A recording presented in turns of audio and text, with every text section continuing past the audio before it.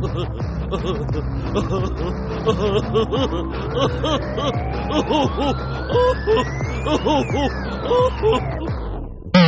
to Carnival of Randomness on Get Mad Radio, and I never mentioned it. It's on 11 a.m. on Monday, repeat on Thursday, but that's what the commercials are for, and if you're listening, you know that already. And the iHeartRadio replica. Yes, we do. And we don't keep allergy sneezes in the intro, unfortunately. If you want to hear them, send $5 to the studio. We'll send you a tape of them. Well, you got to put some ragweed in the envelope. Yeah. And it is Rob with my nose sort of suctioned together by allergies. But pro wrestler Harley Race, when he was champion, talked about the crazy schedule of an NWA champion, where you were on the road all year, then you were in Japan, and when you flew back, you would do a match because of the time change, and that was a precursor to Greg's drumming schedule, I think. No, that's a precursor to Phil Collins going to Live Aid in a fucking Concorde. Oh, he said, his autobiography, he goes, bastard. I ruined Led Zeppelin for everybody. I'm hated by them. Yeah, that wasn't a good You are move. sort of like Metamorpho, the Elephant Man, but you're Metamorpho. But if you're going to embarrass yourself, do it in front of 500,000 people. Why not? I heard I missed Led Zeppelin by 5 minutes, and I heard that it stunk. Yeah, It was well, really bad. I mean, I listened to some stuff. Robert Plant's voice was pretty shot. So. And where is the guest here? Our guest this week, every now and then we have problems with directions. They ended up in Peoria, Illinois.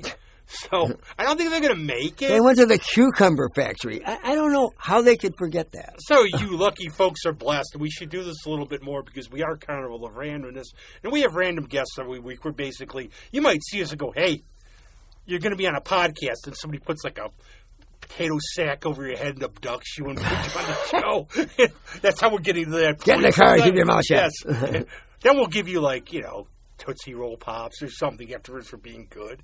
But so it's Greg and I talking about, we should have an idea of, give me a break. Do we have an idea what we're talking about when we have guests on? Well, I haven't, no, not really. But Greg had an idea. Somebody started down. Yes, hey, I had one. It had to come out. It was I couldn't have room for any others. You're like, drummers always pictured in music school, the scene in Animal House with the Evil Frat and the Nerds, where it's okay, I want to be a musician. Okay, Sidney, Juglis, Muhammad, pick up the drumsticks. It's as easy as fishing. You can be a musician.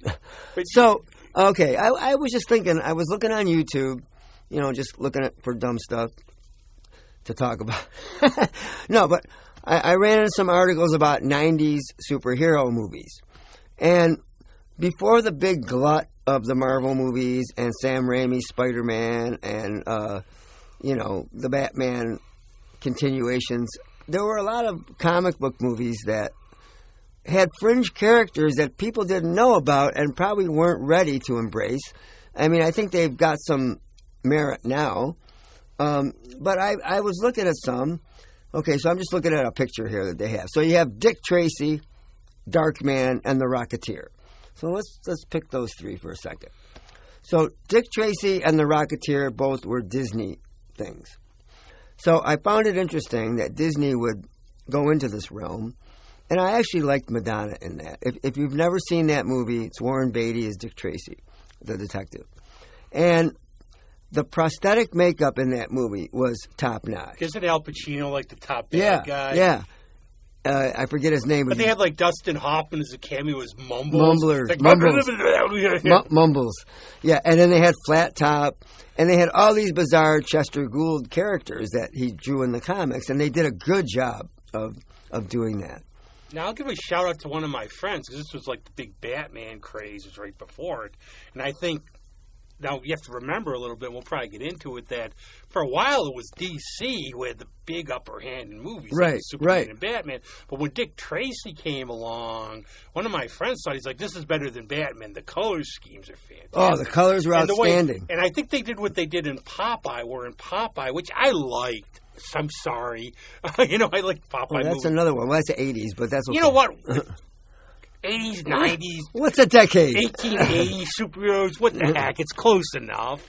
But by the time everybody saw it, it was the 90s. Yeah, but I actually enjoyed what they were trying to do because it was like you were in a cartoon strip. But what Dick Tracy, the way he ran, and the way he did it was like you were in a comic strip. Yeah, and the colors were those bright, vibrant primary colors like Batman, like the 60s Batman. And I judge a little bit by, because I love the old serials, and they were like, you get like Boris Karloff is gruesome. Yeah. And I think that was on the back of, because those were RKO. Success. Yep. I'm sorry they got knocked out, but there's success that's, we get a soup. There's always, one begets many a time. Like Van Halen would beget a lot of hair bands that weren't as good, but that's another thing. But speaking of that, the Dick Tracy movie serials that I think it was Republic did them, right? Something. I think so. So Republic did these Dick Tracy serials, 3 of them. Dick Tracy Returns, and Dick Tracy something or other, about this guy called the Ghost who could make himself invisible with this medallion. I mean, they were cool stories. I mean, and Ralph Bird was Dick Tracy, did a great job. I thought those were quite good. But they were a little bit more with the cliffhangers at the end and all that. And I think that's another point, like in a movie, because you figure this is sort of how you go into comic book movies a lot, and I like the way they did. Now we go up to present day very, very briefly, but with the recent Superman movie, we all sort of know the origin. Right. But like for that one person living in a hut somewhere in the woods, you have to the person like in Japan, like my dad dealt with people in Japan when he was in post-wars who were shooting at him from the woods because they didn't know the war was over. Oh, God. It's like, hey, the North won, dude. Come down and watch Superman. Wow. But Whoops. So anyway, was that a baking restaurant? No, it's Arm & Hammer. But what I think they did is you have to sort of explain. Okay, there's like how kids out there they might not know. So I like how they just put the origin at the beginning and he's been around. Yeah. But you have to you have 2 hours or so like for Dick Tracy. Okay, I think it's a little easier for him. Hey, the guy's a detective. They did that a lot on TV, like the Flash TV show that on the CW there or whatever you call it. What was that network called there? CW, I think. Yeah, but after it was something else. I can't remember now. The network after the CW. The Arrowverse, they called it. Yeah. So, anyway, it was I'm Barry Allen. I'm the fastest man alive. After an accident, blah, blah, blah, blah, blah. So, they do it in a quick 30-second recap, and then, on with the show. So I think that's enough for most people. You only need 2 hours of how I became, a superhero. So that was, I guess, talk about a 90s film that was never made, the James Cameron Spider-Man. Oh, and now the story about that was... That would have been cool. They were going to use, the Terminator technology, how they used in Terminator, to make Venom. But now the one script, and you know why they didn't get made, was with Orion Films. And you could even see, in some Spider-Man comics, it would say Stan Lee called Cameron because they were going to produce it. And then what happened was... got into it, and Orion went bankrupt. Oh, jeez. But the story supposedly was he wasn't going to become Spider-Man until the end. Oh, wow. And I wonder how that would have played, where you're going through the whole movie. Well, if it was mostly an interesting high school story, I guess it could have worked, but it would be awful boring. In a lot of ways. Because then it would have to be, you'd have to have a sequel. It's hey, you have to see the sequel. Right. But I mean, in a way, with Cameron, I'm not really into the Avatar movies that much, and I just think they look really pretty, but they're long, and the stories are, but he's got something. He knows how to promote, he knows how to make hits, you can't argue. Yeah. But did you ever read the Rocketeer comics? No. I actually picked them up after the movie, and the idea was... I bought the trading cards, so I have a few. Well, the movie's a good movie, and you should... I would actually recommend seeking some of these out at your friendly library. I like them. I still watch the VHS ones, but I have to find them on disc. But, yeah, there's that one. And then, since we're kind of on the Marvel train here, there was the Blade movies after the first one. But you know why the Blade movies were super important for Marvel? Because... it was a hit, and that's what led to X-Men. So that's a lot more important. But But do you agree or know that those earlier adaptations were a little more? I don't want to say realistic, but they didn't have quite the polish. They were a little bit more legit films to me because they didn't have a lot of CGI and a lot of different. They did what they could do with practical applications for the most part. I think that's the point. I always say there's a little problem now. When I was a kid, like if I was a kid now, seeing these superhero movies to being a fan, but like growing up a big comic book fan, I don't care. It was just cool. It was like I still remember a friend having a birthday party and we went bowling at Kodak and I kept looking at my watch. Hey, the Incredible Hulk premieres tonight. We got to get home. Yeah, right. You can't do this because like you can't do this. I have the two. I have the trial of the Incredible Hulk and the Return or something. The one with Daredevil is like the word in John Rhys Davies is the Kingpin. Yeah. But the thing about going back to the Rocketeer for a minute, it was known mostly for the Neil Adams art. Right. Now they say like, and I agree just from reading, I picked up one of the paperbacks, and the stories are okay.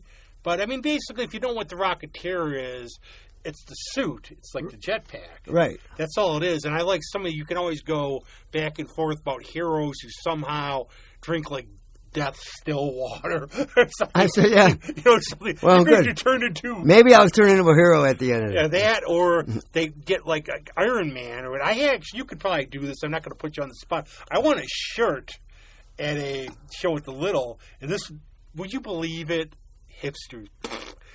No, I say that because he asked a simple question. It was like, name 3 movies where the superhero doesn't have any superpowers. Would you believe a couple people flubbed for, like, pick me? Wow. I'm not putting you on the spot. You could do this, right? 3 superheroes that they don't have superpowers. Besides Batman? No, Batman's fine. It counts. Oh, come on. Well, does Submariner have powers other than being able to swim underwater? I don't believe this. Aren't you a fan or not? I am, but I can't think of any right now off the top. Iron Man. Well, Iron Man. Well, he still has the suit is the superpower. But that doesn't count. It says he's a regular guy. You got to have okay. It's like you're a regular guy. Oh, okay.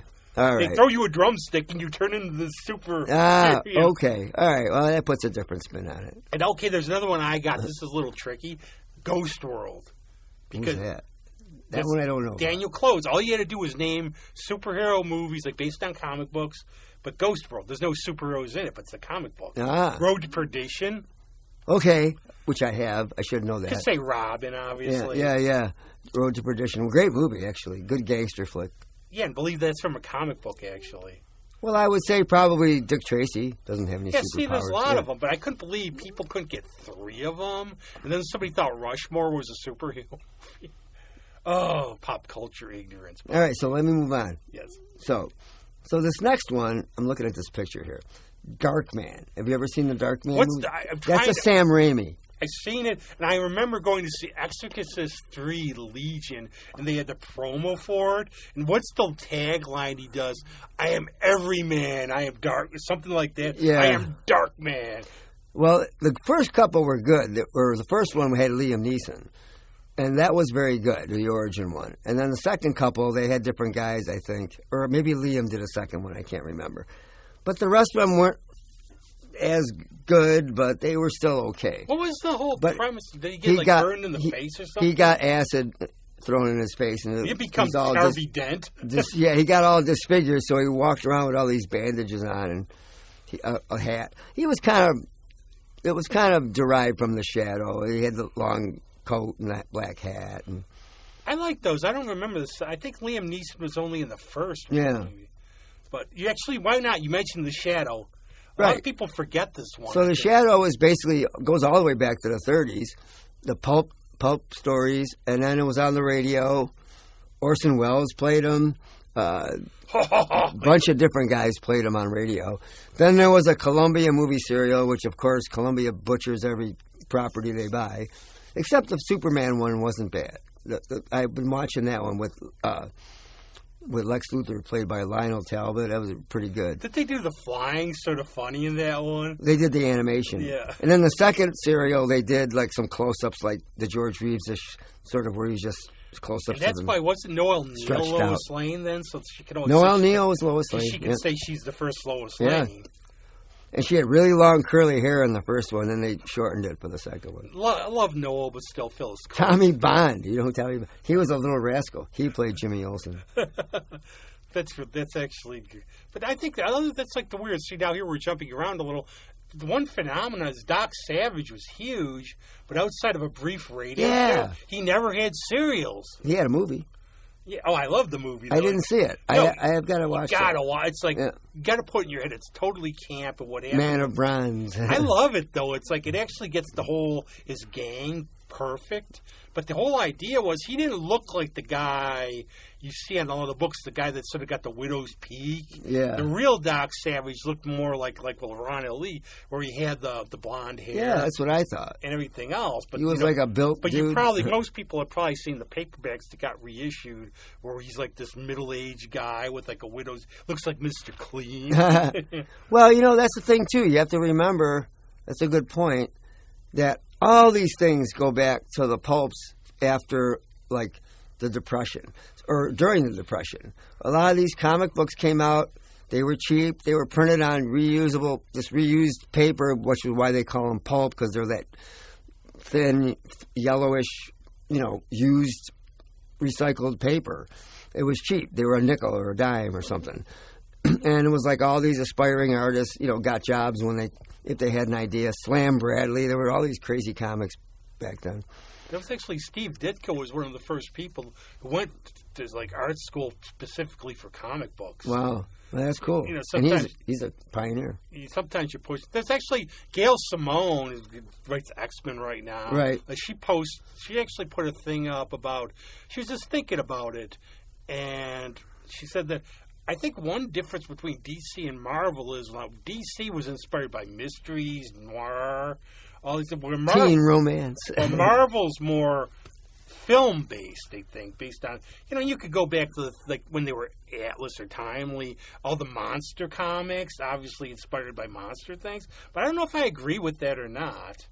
I mean, it's no big deal. Well, I think things changed with the times. Like, I'm sure a lot of the 50s stuff was born from the atomic age and the communist scare and things like that. I'm not really sure. The 30s stuff was basic depression relief stuff. People don't get these days, like, with the way the economy can be, but people in the 30s, it was more, nowadays we might look at this, what are these snotty rich people, showing off what we don't have. Well, now, back in the 30s, people wanted the lavish entertainment. Sorry, shut up. Okay. We have a guest, ladies and gentlemen, just walk in. An accidental guest. I like that one, the accidental guest. Right. But people like the big musicals. They needed escapism. You're going through trying to get through life. Well, yeah. You want to go see or read something. You read a comic book for 50, you're in this other world, this cool stuff. Yeah, just to get away from it for 20 minutes, it was a blessing. And then people, you know what? It reminded me of our grandparents. Most people our age, being so frugal and whatnot. I mean, when you have nothing, you're going to save every nickel, and you're going to get coupons, and you're going to go for sales. And, these people that get rich after being poor for all their childhood, I mean, I can see it. You get scared to death of having nothing, I always told the story before of my dad growing up in the Depression. They had to ship him off to a relative because they couldn't feed him. Wow. So every day, and he was always big about money, and I would laugh at my mom and go, she was crazy. So, my mom, I mean, look at me, but... I know her. It's not a Mother's Day show. But what she would do, it's triple coupons. It's like, you'd be going on 4 coupons, or she'd write me this list of... Because Big M didn't have coupons, but they had sales. Right. So I get this, buy one, get one free. And I always say, my one, because I have studied economics a bit and run business and stuff, and I always say one thing, when you say, I don't have the money for, one thing you have to learn is how to manage your money. Right. And, we all like the good, and I've always said, I've never had a car over $9,000. Right. That I haven't stolen. The one I have is 2016. I got $119,000, and I'm just putting money into it because I figure if I put $1,000 a year into it, I'm still ahead of a car payment. My mechanic told me that. It's like you're still ahead. It's like, okay, what are you paying? How long? This car will last forever.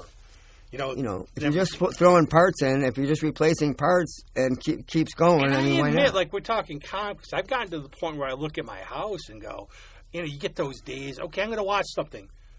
I pretty much have every DVD under the sun. I know. And I'm going for hours going, what do I want to watch? And you say, I don't want to watch this. My problem is I wait till night, and then, like, a lot of times I wake up and it's the end. I'm like, crap. Well, I actually saw one last night, a movie, so we get off, it's the Carnival, Inside Moves, which I really like. Yeah, that's good. That was a really good movie, and I'd seen it. And I had a big thing about it back then where they said they just misadvertised it, too. Yeah. But it was like a really good movie. Was that a heist movie? Or no, what it was about was a guy, he tries to commit, I'm not going to say it on air, he jumps out of a building. Yeah. But he doesn't die. He breaks his back. So now he's got to walk like this. So he goes into a bar where it's like a bar with the whole clientele is these odd characters, and they all have like some kind of challenges. Like one guy's blind, one guy's got hooks for a hand. Oh, wow. One guy, the bartender, it was a semi-pro basketball player that can't fix his leg. So I can't fix my leg. So they finally. But in the end, Richard Donner said, now the ending's different from the book, and he said that, and he directed The Omen, but he said that, but no, I don't do sad endings. You want sad endings, read a newspaper. Did you ever see 16 Blocks? That was good that Donner did. Yeah. That was a very good movie. Then there was Blitzen, and then there was, now this movie I like, and the star would probably punch me if I said that, The Phantom. Oh, yeah. Phantom was a great movie. So we're the two that watched it? Okay. So I mean, it was a little Indiana Jonesy. It was, very much but so. See, yeah. I thought Billy Zane, I guess he's a mellow guy, but if you go up to him, it's like often like when I walk around the town after this, they go, Carnival of Randomness, slap me. Yeah. He was perfect in that part because he could be tough. He had that whole adventurous thing, and he was charming. He had a good smile. He was good as a romantic lead and the hero lead. But he hated it, I guess. He hated the movie so much. If you went up to him, like, to talk really? to him, like, autograph, just to talk to him, say, oh, Mr. Zane, I really like The Phantom, he would, like, scream at you, tell him to get away from you. Well, those suits are probably a pain in the ass to wear. But I thought when the guy was on He was riding a horse, though. That was cool. It was authentic, too. Yeah. Like, and didn't he have, like, the old guy who was, like, the old wise man? Yeah. Who was like, oh, you were, he's a dear dunce. That was his father, wasn't it? Yeah, because his ghost. The whole Phantom lineage there's been phantoms, it's like the Black Panther. Right. There's been phantoms throughout, like, history. It's the sun taking. They're all male, though. I mean, if somebody had a daughter, they wouldn't be a phantom. But you ever notice something as we're talking about these 90s movies from the pulps? Let's see, Doc Savage had a Fortress of Solitude in the Arctic. I wonder, I heard that one before. Yeah. The Phantom had a cave. Skull Cave, yeah. There was a character, the Spider, who was a rich guy who fought crime. Well, Phantom had that ring, too, so every time he hit somebody, he left an imprint of the skull on their face. We got to do that for, like, the carnival for our guests. Hold your hand out. But we didn't talk about the Shadow enough, and I've seen that once. Oh, yeah, so let me keep going about that. So, yeah, Columbia did theirs, and then you didn't see it for a while, and they made these weird movies in the 50s with Richard Denning, and Kane, Richmond Kane or something like that. He was in Spy Smasher. Kane Richmond, that's his name. He was in Spy Smasher, which is an awesome serial if you ever get a chance to watch it. Not 90s, but a real anti-Nazi, super duper great fight scenes. Stuntmen in the Republic serials were awesome. Anyway, so Kane Richmond played the Shadow, and he was, Lamont Cranston, wealthy playboy, blah blah blah. So, but they never really showed. They showed him in the hat and they never really explained the whole hypnotizing invisibility thing. It's just they just had to assume it. If you knew the story behind the Shadow, then you learned like from monks. You had to show him, but on the radio you could just have a voice, but on there they had to show him, but people couldn't see him, I guess, so he had to imply that he was hypnotizing. There's even like the weird origin for him, because what happened was like he's in the war, and he knew another guy who was like Ken Ellard, Lamont Cranston. And what happened is this one guy was a rich guy. Sorry, our guest is back. Shut up. The one guy's a rich guy, and he was going to travel the world. So the other guy, who's the Shadow, assumes his identity. Oh. It's had complicated there. But, I'd also add a point, like, too, when you go back to watch the older ones, like, I think the first Batman serial where he looks like a deranged bunny with the outfit. Oh, my God. Mom, can you make me a costume? You're going to have, like, the evil Nazis, which is fine. But you have, like, evil Oriental villains. Yeah. And, when you went to...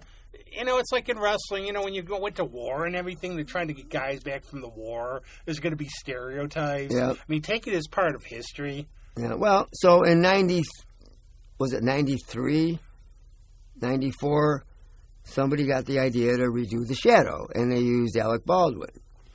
And I thought it was a good movie myself. And that was another, I don't think that was Disney. That was another studio. But I liked the movie. I thought it was well done, except they had some stereotypes in there because they had his main foe was like, it doesn't really... Showing Khan, I think that's... Yeah, so the thing is he learned his power to hypnotize into people not seeing him. He learned that in the Orient, so they don't really specify where. But so he got shanghaied, and he was in the Orient, and he learned this stuff, and then he came back.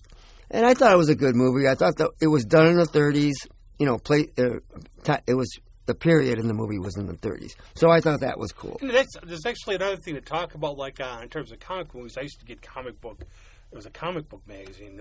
And at the back they would have all these movies that never got made. Right. But it's like, until you know something, okay, they're starting to film.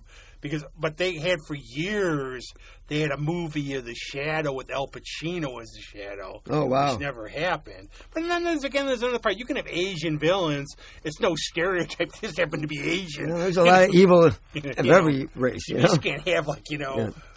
But I European guys in Die Hard as villains every time. Where The Shadow jumped the shark a little bit for me, although I understand it a little more now, is like at the end, when the guy has Tim Curry was the villain. I mean, how can you go wrong, right? So, the bomb he's going to use... Him. Yeah. Here comes the time warp again. So, what they did was they had this bomb thing, and it was just a giant, big, black, billiard ball looking thing with the fuse, like something from Roadrunner cartoon. Yeah, but it was cool because they're rolling it off a roof or something. I mean, it was a little bit weird, but I guess it was comic booky at the same time. Was it a callback like the Batman? Some days you just can't. Yeah, rid of a bomb. You can't get rid of a bomb. Except it was like the size of the studio here. And I think there's another point going back to like 1990s movies. There's sort of I'm going to use a big word, the zeitgeist for comic books, where if you go through Bronze Age, Silver Age, 60s, 50s, right, they change tone. And, like, if you get into the 60s and people were like, oh, I love the Batman TV show and it saved the comic, but, oh, that's embarrassment now. But go through all the comic books, including Batman in the 60s. Oh, yeah. They were over-the-top camp. And that's what they had to draw from. So I could see where the producers were like, how are we going to do this in a serious situation? And we had Jerry Lewis meeting the Flash, right, Batman, right. Superman. We had guys like Percival Pineapple would throw fruit at people. We had all these kind of crazy characters. Batman goes to Mars. Because we're affected by the culture. And then right. they did, we get like Tricky Dick and everything in the 70s. Right. And Nom, so you get more serious. And everything like that. And I think comic books, I think Batman, but I think Batman in the 70s was very well done because he wasn't over the top. Yeah. Just utterly obsessed, crazy. But one of my least favorite movies from the 90s for superhero movies was Batman and Robin. Oh, terrible. Yeah. And what got me, as soon as Arnold started singing the Coal Miser song, I'm like, this is going to be a long one. Yeah, they just overdid it because I guess I've been reading about all that stuff. He got a lot of pushback from Warner's and McDonald's, and, it was a toy advertisement, because after the second one, the Penguin one, it was pretty dark, which I really liked that movie. It was like, that's what Batman lives in that world. I've with heard a bunch of psychos. And that it's kind of slow, but I liked it. The second one? Yeah. A little bit. I mean, I saw it at the theater. I'm like, yeah, this is sort of slow. But sometimes I don't mind. It's like Sinners. You got to have a plot. You got to sort of build up the plot. Yeah. I think people are low attention span now. Everybody just wants fight, like the Daredevil show and the Netflix show. It was like the fights were long. But also remember this and pay attention sometimes, because I guess like with Star Wars, after the first one, what happened? They were actually making even more from the merch. Right. So that's what Han Solo, Harrison Ford said. He goes about wanting Han to die because he thought for the character would be natural. He goes, dead characters don't sell action figures. Wow. So you're getting all these, we had like the Build-A-Bear Workshop goes to war with the Ewoks. Yeah. It's just like, but so a lot of these, all they're doing, remember there's the scene in Batman and Robin where he pulls out the Bat MasterCard? Yeah. Stuff Don't like, leave the cave without it. stuff like that. So Yeah. that plays into it. You have the commercials with it. Because these movies, nowadays, they're pittance, but they cost how much? Yeah. And you got to have all this stuff in them. I think that some of these actors, and even probably the producers and directors, I think they're going into this with the expectations that this is like King Lear or something. You know what I mean? They're not looking at it like, these are fantasies. What do you mean they're not? They're not. They're fantasies. They're not. And then when they get commercialized, these actors are like, "Oh my God, I can't believe they're doing this to Could my." you imagine Shakespeare writing Batman? Die, Harlequin! I shall smite you. No, and that's the thing. I guess Scorsese got criticized for that because he's like, "I'm not going to make comic book movies as like amusement park rides." Yeah. Well, you don't understand in a way. They're not supposed to be. Well, they're Greek tragedies at their core. They're heroes that are flawed or have something weird happen to them, and they're definitely. And then it's a redemption story for the most part. And I also think the other thing we don't have one that's actually, I think it was 1990 or it's 89. One of the ones you have to seek out, The Fantastic Four by Roger Corman. Yeah, you can barely see 10 minutes of it. Was the thing a sponge, basically, or something? Yeah. And there was another one, a Captain America one. Oh, with Rob Salinger. With like an Italian Red Skull. Yeah, I saw that one. Those are 90s. Those are not very good. No. I'm surprised the one with Chris Evans, got done. So let's hit Spawn real quick. I loved the HBO Spawn animated. I bought all the discs of that. I liked the animation. I loved the stories. There was a lot of blood. It was pretty creepy with the creepy clown. What's the guy with the clown? Was he the Deviant or something? No, I forgot his name. He's just But something. he's like a creeper. Well, he's like the emissary of the devil. He's like the messenger of the devil. And he's like creepy. And he's very sadistic and then the way they did it in the movie with John Leguizamo with the big fat suit. I mean, he did the character okay, but it was just like that movie. Violator. It was a Violator. Violator. No, Violator was a villain. Oh. Was a creature, like a. Whatever. Monster. Look it up.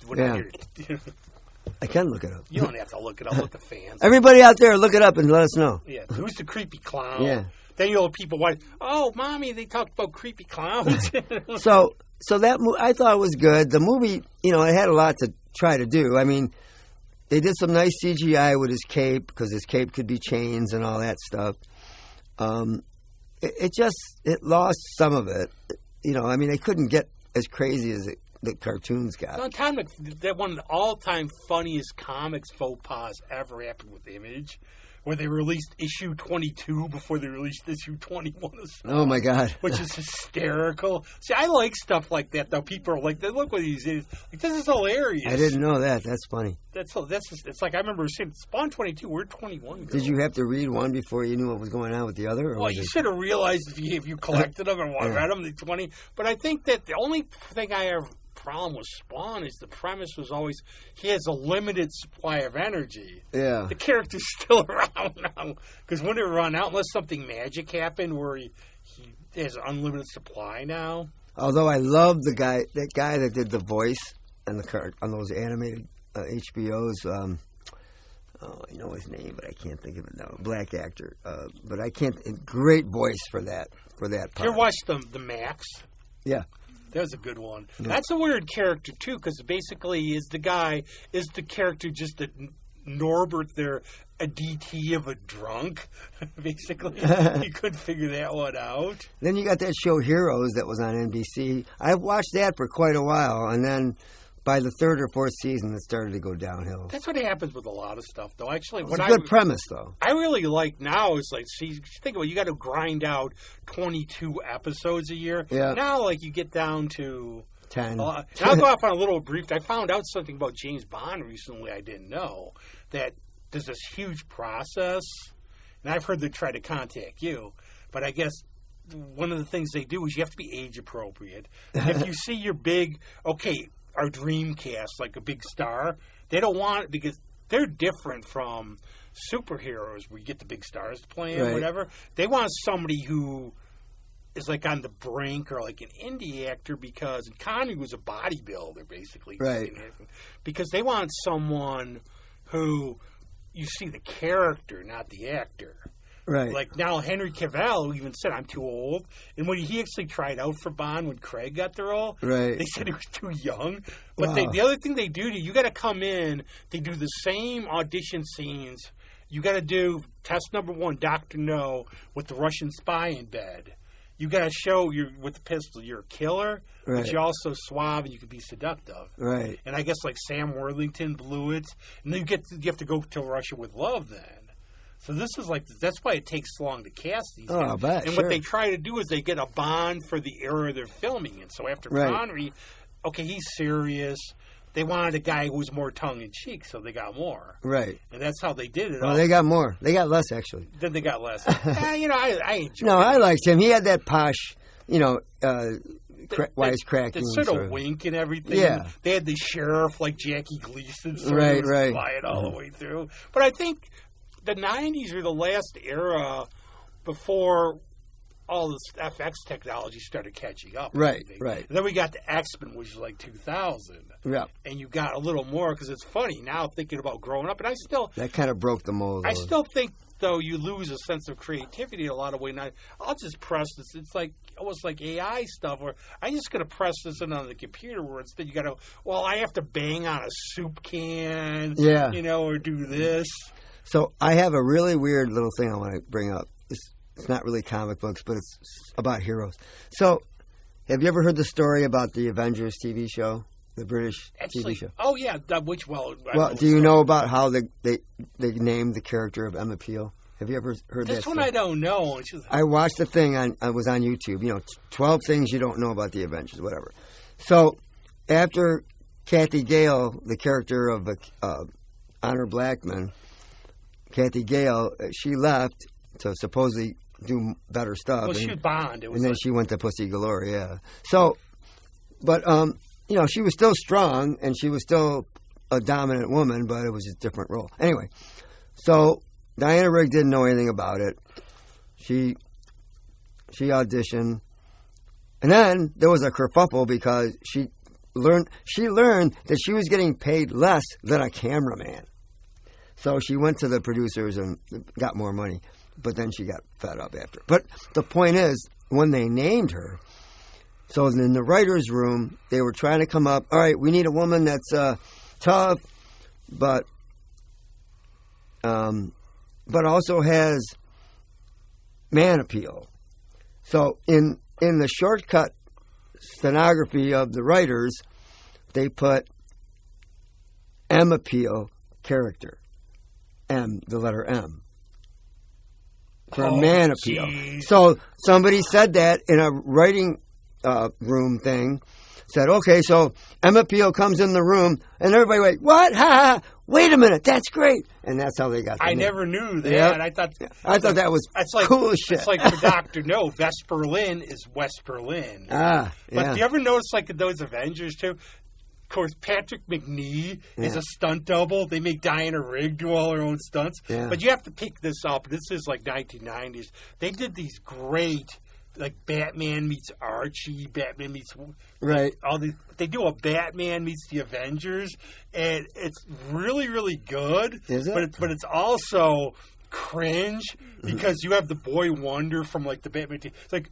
And he's like, every time Mrs. Peel talks to him, it's like, golly, holy bears. But she's like blushing and everything. No, but that's holy tea time. Yes, holy tea time. But it went into that then, and I think that's what brought on, because I think one of the problems just about doing comic book movies, and yeah, I mean, I remember like the Doctor Strange movie from the 70s. I like those. And I liked those. See, as a kid, too, I wasn't picky about it. And I guess, I forget the reason from the Spider-Man series, they decided not to bring in any supervillains. But, I mean, look at that. I mean, like, I love Adventures of Superman. You want giant robot, But otherwise, you don't really have any supervillains. I would have liked this giant spider fight, though, that John Peters kept pushing. What was the thing? Gotta have a giant spider. Gotta have a giant spider. That would have been cool. Maybe one day. Yeah, that's one of the ones that never happened, too. Talk about movies. Well, I think they Superman Return. Was it Superman Lives? They threw a montage of that in the Flash. You could see Nicolas Cage. Yeah. Yeah. There was also a parody of it, like mixing Leaving Las Vegas with it, where Superman's drunk in a phone booth. Yeah. No, but I don't know. It's a case of, there's a YouTube channel called Bullets at Blockbusters. It's, you'd like it. It's about like the background of films and what's made. It's usually nothing like what was planned. Oh, you surprise me. Every time I think I know so much about this stuff, you always come up with something like, "What? I got to look that up." That's why I'm the host. That's right. I'm just the meager. You're the side man. You're the fashion. I'm going to start calling you the Freddie Blassie of the show. You're the fashion. You're the Hollywood fashion plate with those pictures. Yeah, well, you know what? I'm going to get more fan mail than you. So you guys write to me. Don't write to him. There's a good question from the 90s. Now, is there any and they're pretty used up by now a lot, but is there anyone out there you think should have gotten a movie, but they probably didn't because we would like them? Character-wise? Yeah, we would like them, but you would really have to be a fan to know. I have one actually I've been talking about. Good question. Metamorpho. And he's in the Superman. Yeah, that was good. He reaches back quite a bit, James Gunn. He finds all these periphery B characters and puts them actually one of the best series I read of the 90s. And I always say if you're a good writer, you can write about the history of sewage systems in Amherst, and they'll be entertaining. But one of the best comic books from the 90s was Jeff Johns' Justice Society of America. Oh, yeah. And now for some people, they just go, these guys are like these, golden age heroes. They're boring. It'd be cool to have something like that and contrast them with or maybe have a alternate universe thing or something. And they had them in the Black Adam movie. They had Dr. Fate. I didn't see that movie. I got to watch that movie. You know what? Standard comic book movie. Yeah. That's about it. I mean, it's not great. It's not bad. Yeah. Or anything. I didn't even watch Steel because it wasn't one of my favorite. I couldn't get through it. I admit that one. That one was pretty bad. That was another 90s one that didn't. Well, let's maybe figure out why these things didn't work. I mean, maybe they tried too hard or they picked weird characters or bad casting. Who knows? I also think, too, maybe you just get people. Stan Lee said, and I definitely agree with him, he said, for Captain America. Or it might have been cheaper to buy rights. It looks cool, his suit, but you got to change it. Right. You get people who just, I'll give a great example of a 90s movie that I think totally sucked. Judge Dredd. Oh, yeah. Well, there were a couple different ones. I watched this one. The one was with Carl Urban, but I'm talking about the Stallone one. Yeah, the Stallone one was terrible. And I knew the first thing was he does not remove his hat. And I like the whole idea, and I think, the way these days... The Carl Urban one was good. But they could do a lot, this idea of these fascist cops in this society like this. But he would never remove... And the idea of justice, I mean, we have to have laws, but... you're going to get machine gunned for stepping on a lawn or something. But look at the time period that it's in, and look at the environment that they're in. All the buildings are shot. Everything's beat up, and so I think they're trying to make a whole... Well, the whole problem with it, too, was... Stallone didn't get it. What he was doing, he wasn't thinking about a character. He was thinking about, comic book movies, because of Batman. Yeah. I found a new franchise. Right. And he didn't understand the character. And there's, the one scene, it's, typical, where it's, he had, the friend or something. He goes, but then... I judged her. It's come on. I blew her up. That's the thing, and I think they don't get I think you have to get the material a little bit. You have to know the character. You don't have to be a huge fan. That was the one thing about I guess Kevin Smith, if you give him a script for Superman, he'll sign it, "Fuck Tim Burton." Yeah. Because I guess, like, Tim Burton was like, I don't do comic books. Wow. Yeah, you give me money, I do comic books. Yeah. But, but I don't like the idea of them being considered, like, lowbrow. I mean, I learned, like, my reading level. They obviously make money I if you learned do to them right. read from those things, too, though, when I was a kid. And Right. it took me into, then I'd go to the library because, this dude's traveling in space. I want to read about it. Yeah. I mean, I used to draw stuff from the comics, and I used to, like, I had a subscription to Action and Superman for a while when I was... I love those. I subscribed to Pizzazz magazine, if you remember that, in the 1970s, and they got canceled, so Marvel allowed me to get free subscriptions for like a year. Oh, wow. So I'm like getting Spider-Man right to my door. Nice. And everything else. But I like that too. I appreciate that because some places go, here's a refund or whatever. I found a book once. This is where I kind of started to get interested. I went to my local drugstore back in the day, and in the magazine part, they had this magazine, and I've seen ads for it. You can get it as a reissue, but it's called Campy Superheroes of the movie serials or of the Golden Age or something. And it had the Kirk Allen Superman, the Captain America, the Batman ones, the Green Hornet, all that stuff. And I started reading about all these things, and I'm like, man, these are cool. How come I've never seen these? Because this is like in the middle 60s.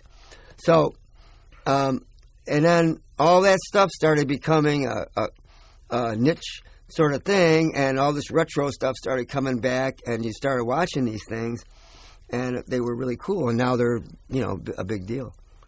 Well, I went down to the Chelsea drugstore to get my prescription filled. In line.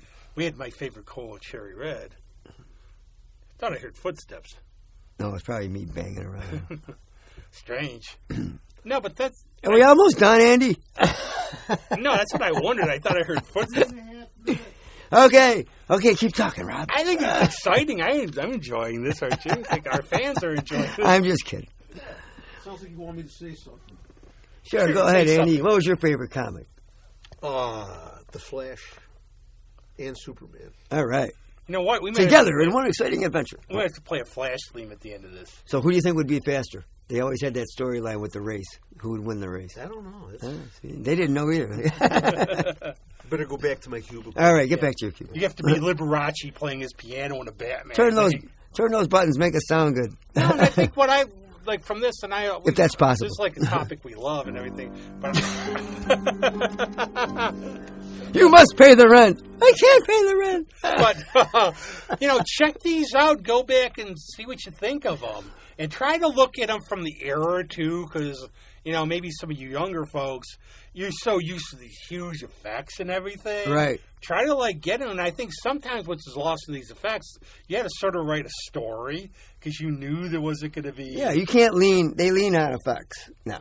And you could do some go, well, it looked sort of like a polar bear. Right. You never know on that. I mean, you have to go past.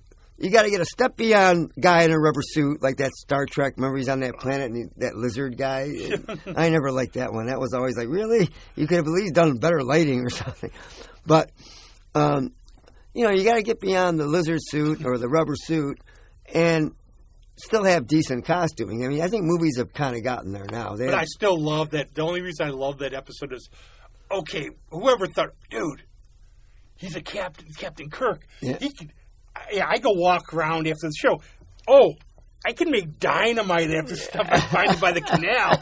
Let me just get a big log, and then some lizard guy comes after me. He's toast. Wow. Speaking of that, you know what I heard on the classic radio on Sirius? I heard a show, right? And at the end of the show, they had like a wartime ad. Like the rubber drives, how they used to have the tires and all. They said, this is weird. They said, to save your kitchen fat, like from cooking. And I started, what? And they would take it and make mucilage, which would make explosives. Are you seriously on serious? On that, I am think serious. we'll end it. But the only thing is, stay tuned for one of Greg's songs in the Flash theme and check out the series of the Flash from the '90s. It was really good. It was good. John Wesley Shipp. Yep. Amanda Pays. Good stuff. Now we're going to speed out of here. Bye. Bye.